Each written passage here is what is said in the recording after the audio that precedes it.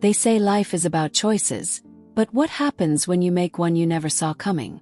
My marriage was steady, predictable, safe, but somewhere along the way I stopped feeling alive. Then, on a trip I didn't want to take, a stranger looked at me in a way that cracked open the quiet life I thought I wanted. That glance changed everything, leaving me torn between the stability I built and the passion I craved. This isn't just a story of love or betrayal. It's about the small, unspoken moments that force you to face who you really are.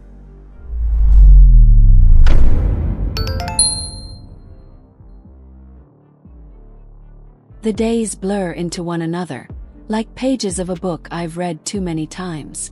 Paul and I have built a life of quiet stability. Predictable, practical, but painfully dull. We talk, we share meals, and sometimes we even laugh. Yet, there's a chasm between us, one I don't know how to cross anymore. He doesn't see it. Or maybe he does and pretends not to. I've started pretending too. Pretending it's enough. But deep down I know it isn't. Sometimes I catch myself staring out the window, my thoughts drifting somewhere far away. I imagine a different life. A life where I'm noticed, where my presence fills a room. It's not about grand gestures or wild passions. It's the little things I miss. A lingering glance, a touch that says, I see you. These daydreams come unbidden, like waves lapping at the edges of my mind. They leave me breathless, guilty even. I wonder if it's wrong to want more, to long for something undefined yet achingly familiar. But how can it be wrong when it feels so necessary? There's no harm in dreams, I tell myself. Yet they feel dangerous, like seeds waiting for the right moment to grow. And so, I carry on, moving through the motions of my routine while holding these desires close, like a secret only I can keep. Paul doesn't notice my distant smiles or the way I linger over certain thoughts. Or maybe he does, and he's simply too comfortable to ask. Still, something tells me this can't last forever. There's a storm coming, even if I don't know where it will strike. It happened on the second evening of the trip. I didn't think much of it at first. A work function, the usual small talk, and the obligatory networking smiles. And then there was him, Adrian. A stranger with a presence I couldn't quite ignore. His words were light, almost careless, but his eyes, they were searching, as if they saw something in me I hadn't dared admit to myself. We exchanged polite conversation, the kind you forget as soon as it's over. But then he said something I couldn't shake. There's something about the way you look at things. Like you're searching for answers. Caught me off guard. How could he see something Paul never noticed? I laughed it off, but inside, his words echoed louder than they should have. Later I found myself replaying that moment, dissecting it. It wasn't just what he said, but how he said it. Like he understood something unspoken, something I'd buried deep. For the first time in years I felt noticed. It wasn't romantic. Or at least that's what I told myself. But it left a spark, a quiet thrill I couldn't quite explain. As I lay in bed that night, staring at the ceiling of the unfamiliar hotel room, I realized I wasn't just thinking about Adrian. I was anticipating the next time I might see him. That thought made my stomach twist in a way that was equal parts excitement and dread. Something had shifted, and I wasn't sure I could go back. The next morning, it was as though fate conspired to bring us together again. I had just sat down with a coffee in hand, ready to scroll mindlessly through emails, when Adrian appeared. He greeted me with a casual smile, the kind that seems harmless but carries a weight you can't quite name. Before I knew it, we were talking again, effortlessly, as if we'd known each other longer than a day. There was something about him, a quiet intensity that made every word feel significant. He asked questions that felt personal without being invasive, like he was peeling back layers I didn't even know I had. At one point, his fingers brushed mine as he handed me a napkin. It was barely a touch, but it sent a current through me that lingered longer than it should have. As the conversation flowed, I found myself opening up in ways I hadn't in years. I told him about little things. My favorite books, the places I wanted to visit someday. He listened, really listened, and shared pieces of himself in return. There was a vulnerability to him, a depth that felt magnetic. It wasn't just attraction, It was connection, pure and unexpected. When we parted ways, the air between us felt heavier, charged. I walked away with a sense of unease, not because of anything he did, but because of how he made me feel. I couldn't ignore it anymore. This wasn't innocent, no matter how much I wanted to believe it was. Something unspoken had begun, and it was only a matter of time before it demanded to be acknowledged. That evening, the atmosphere shifted again. A team dinner in the dimly lit hotel lounge brought everyone together, but the only presence I felt was his. Adrian sat across from me, and while the conversation around us was lively, I barely heard any of it. He was careful, too careful to keep things light, but his gaze lingered just long enough to leave me breathless. At one point, he leaned in to make a comment, his voice low enough that only I could hear. His hand grazed mine as he gestured, and though it was brief, the warmth of that touch seemed to burn through my skin. My pulse quickened. I felt the kind of thrill you shouldn't feel in a crowded room, let alone at a work dinner. We talked, surrounded by others yet completely alone. He shared a story about his family, something raw and real that caught me off guard. For a moment, I forgot everything else. The world outside, the ring on my finger, the quiet guilt I'd been pushing aside. Felt like the kind of moment you only get once, fleeting and fragile. I didn't want it to end. When the evening wrapped up, we walked out together, though nothing more happened.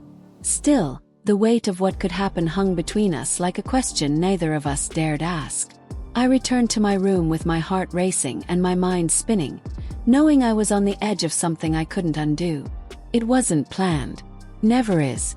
On the final evening of the trip, I was heading back to my room when I saw him standing by the hallway window, staring out at the city lights. I hesitated, but something pulled me closer. He turned before I could say a word, his expression unreadable yet somehow certain. "We need to talk," he said softly, but the way he looked at me said everything. I don't remember who moved first. All I know is that one moment I was standing there, and the next, his hand was on my arm, guiding me into a quiet corner away from prying eyes. His touch was firm but gentle, as if he was giving me a chance to pull away. I didn't. Instead, I met his gaze, and everything I'd been suppressing came rushing to the surface. The kiss was electric, a mix of desperation and restraint. It lasted only seconds, but it left me breathless, my mind spinning with equal parts exhilaration and dread.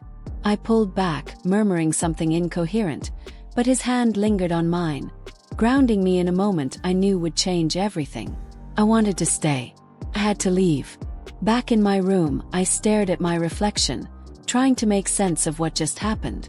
The guilt hit me hard, but so did the memory of his touch, his scent, the way he made me feel alive.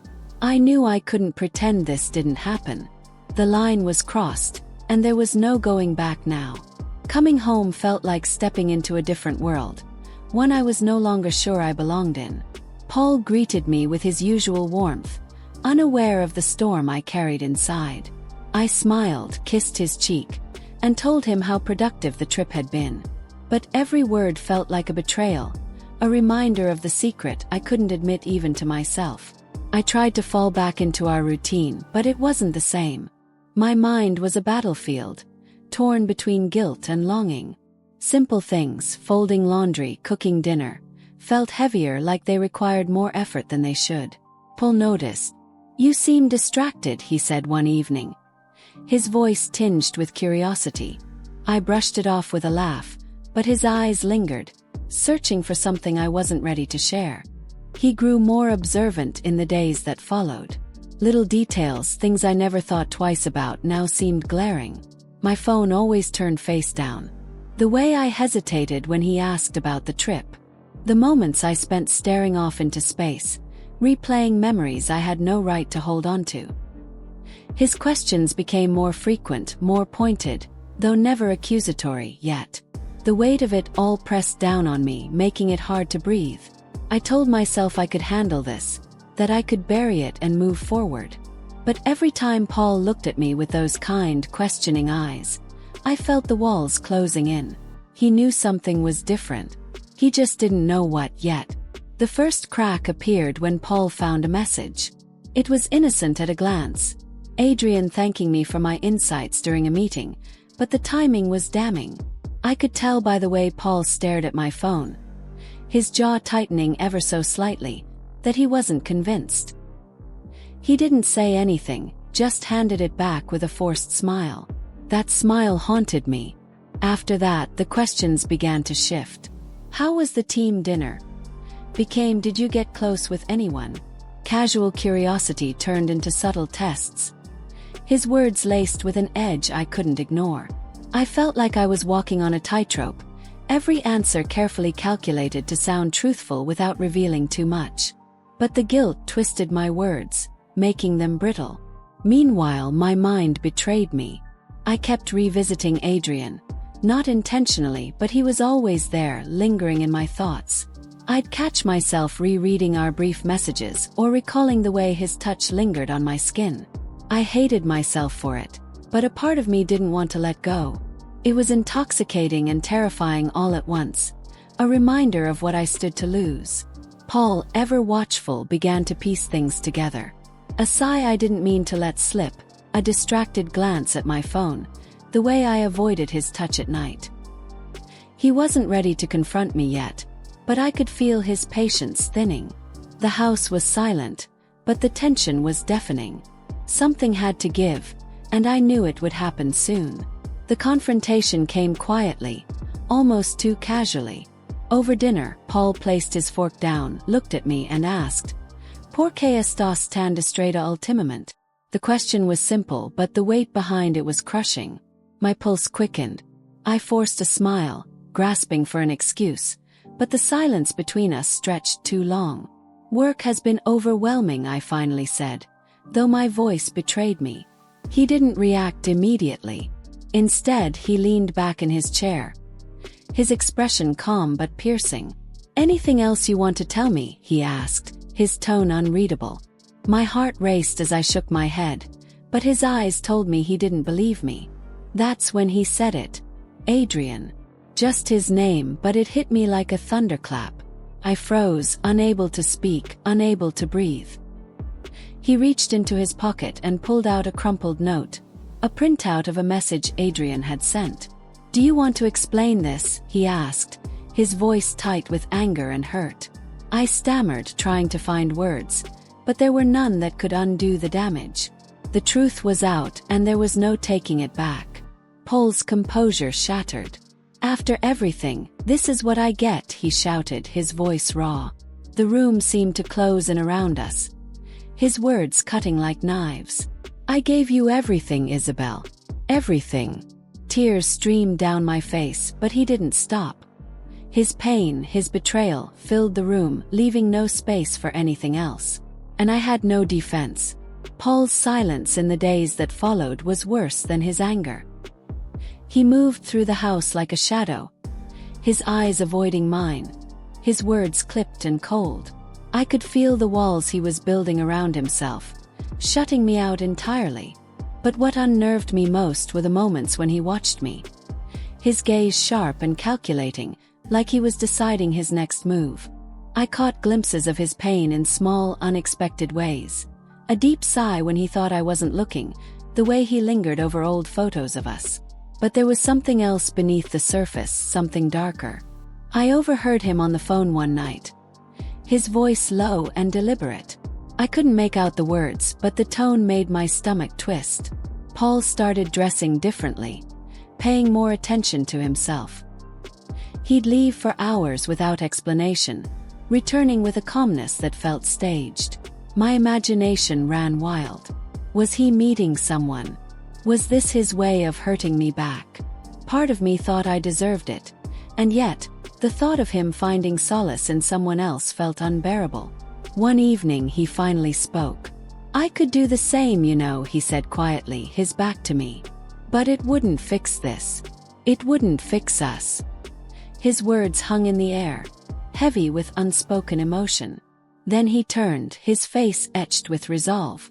"You need to decide, Isabel. If you're staying, fight for this. If not, don't waste my time."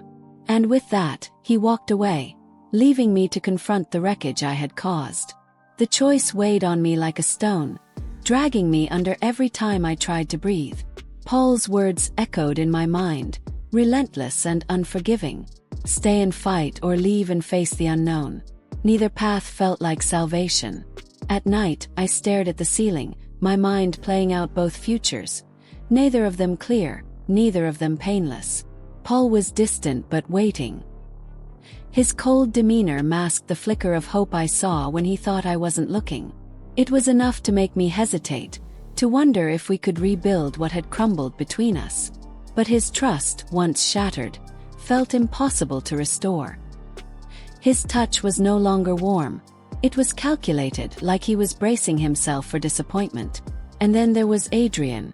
He represented everything new, everything untested. The memory of him still lingered in the back of my mind, seductive and dangerous. Yet, even that thrill was tinged with uncertainty. Could something born from a moment of weakness truly become a foundation for happiness? Or would it collapse under the weight of reality, just as my marriage had? In the end, I stood between two lives, unable to fully step into either. Paul sat at the kitchen table one morning, his coffee untouched, his gaze locked on the window. I opened my mouth to speak, but no words came. Instead, I turned and walked away, leaving the decision suspended, unresolved, like the moment itself. Some choices, it seems, are not meant to be made all at once. Keep watching our stories by clicking on one of the videos that appear on the screen, and don't forget to subscribe to the channel and turn on notifications to be alerted about new videos. See you next time.